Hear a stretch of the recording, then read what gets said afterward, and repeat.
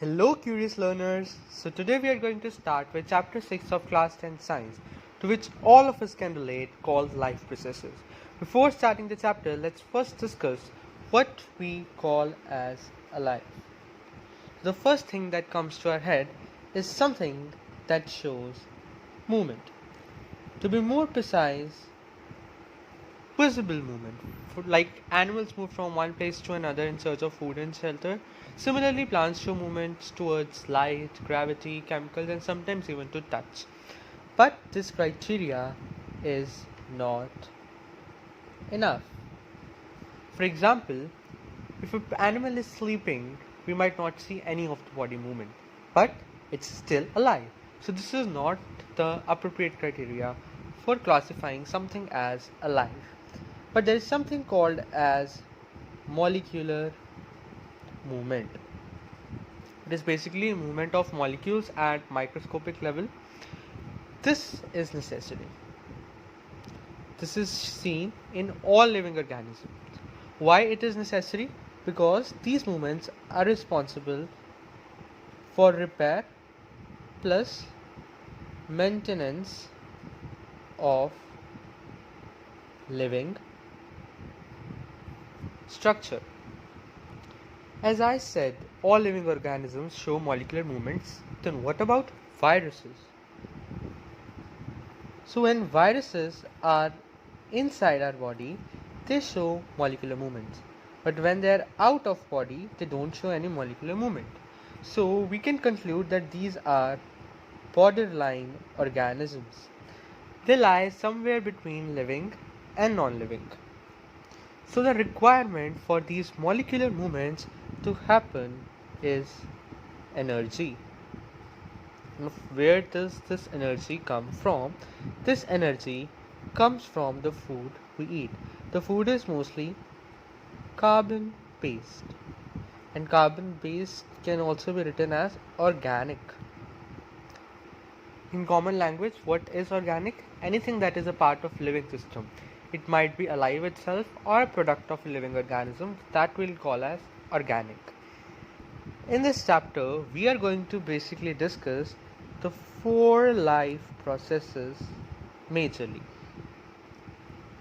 They are nutrition, respiration, transportation, and excretion. We can understand all this by taking an example of human beings. Take food inside their body and break the food into simpler absorbable forms. So that absorbable food has to be carried to cells. So for that, we have something you call as circulatory system. Also, the gaseous exchange that takes place at lungs for obtaining oxygen is also transported to cells through circulatory system. To sum up, the food that is taken along with oxygen has to be utilized to form energy, so it has to be carried to cells of the body. So the blood transports the food and oxygen to cells, and cells generate waste that also has to be transported. That is also done by the circulatory system. This waste has to be removed from the body, so this is done by our excretory system. So basically, every organism consumes food, utilizes the food, forms energy, and then removes the waste from the body. That's basic process that's happening in body of any organism. Now let's discuss about different organisms. The simplest way to classify organisms is unicellular and multicellular. Obviously, these are single-celled organisms. The body is very simple. They have no specific structure or organ. The simplest example that we will be studying in this chapter also, that is amoeba. So you can see the outer surface is in direct contact with environment. So everything exchange, removal of waste, taking in food takes place by a method called as diffusion. So obviously the food goes in, utilized, and waste is removed. That's simple. The outer surface is in direct contact with environment, so it can take what it is deficient in from the external environment. Now let's come to multicellular organisms. In multicellular organisms, cells combine to form tissues. Tissues combine to form organs, and organs further form organ system. So every cell is not in direct contact with environment, so diffusion cannot meet the needs of every body cell. What happens in human beings is oxygen is taken at a particular site called as lungs, and it is further transported to every cell. Because diffusion is not enough to meet the body oxygen needs. Before moving to nutrition, I would like to tell you an important point, that reproduction is not considered as a life process, because this is not essential for the individual to survive, but it is essential for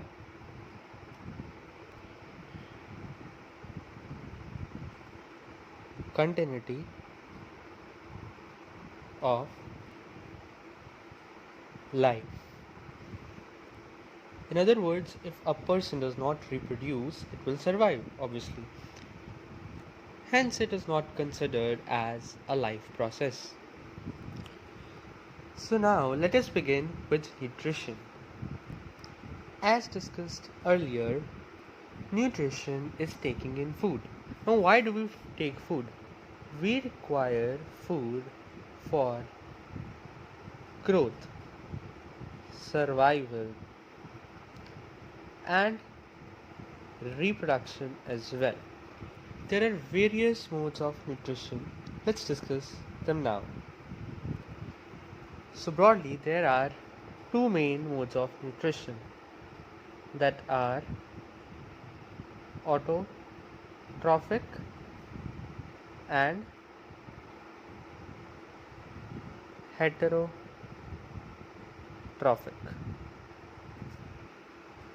So let's break the word and understand the meaning. Auto is self. Trophic means nutrition or nourishment. So basically, the autotrophic are those organisms that make their own food. They are not dependent on others for food. Why? Because they make their own food.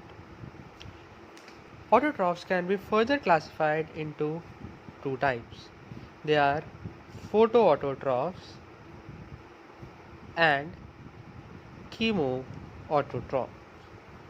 From the name, it's clear that photoautotrophs utilize sunlight and chemoautotrophs utilize chemicals.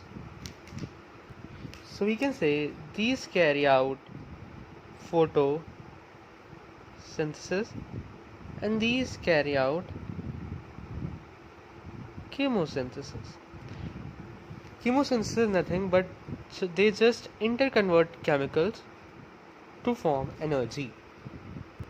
I'm sure you know that examples of photosynthesis would be plants, even some bacteria, and examples of chemosynthesizing organisms is your iron bacteria, sulfur bacteria. You can skip these examples of chemosynthetic autotrophs, it's not so important. Now let's come to heterotrophs. Hetero means others or different. Trophs is again nutrition. So these are dependent on others, or you can say directly or indirectly on autotrophs. For example, if a frog eats a grasshopper, then grasshopper must have eaten grass before, right? So frog is also indirectly dependent on grass. Let me tell you another term as well. Autotrophs can also be called as producers because they produce food. Heterotrophic nutrition also can be further classified on the basis of mode of feeding into parasites, saprophytes, and holozoic. Now, what are parasites? Parasites are an organism that lives on another organism. A piece here is parasite, and this other organism is called host. Parasites can be inside also, outside also of the body of the host. What the parasite does is it sucks nutrition from the host. So parasite inside or outside sucks nutrition from host and causes harm. Example can be your hair lice, it can be trypanosoma that causes sleeping sickness. You might have read this in Why Do We Fall Ill last year. Or other example is cascata. So it's a plant example. You might have seen a tree with something yellow fibers. These yellow fiber kind of thing is called cascata. It's called amar bale. Right? So it's parasite on that tree. Now what are saprophytes? Saprophytes are organisms that feed on dead and decaying matter. Now what dead and decaying matter implies is something like fallen off leaves or vegetable peel or something like that. We call them dead and decaying matter. That's organic, obviously, because it is from a dead organism or decaying part. The most common example here you can consider is mushrooms. Now what mushrooms do? So this is a mushroom. I know it's a little funny. What mushroom do is, if there is some dead and decaying matter, it produces digestive enzymes and release those enzymes on this dead and decaying matter. You can call these digestive enzymes as digestive juices as well.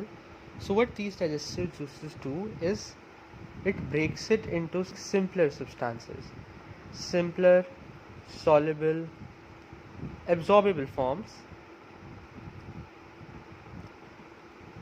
So the breakdown occurs outside the body, but in human beings it occurs inside our alimentary canal, inside our digestive system. But in fungi what happens is they release juices outside body, digest food outside, and take this simple food in. So such organisms are called as saprophytes.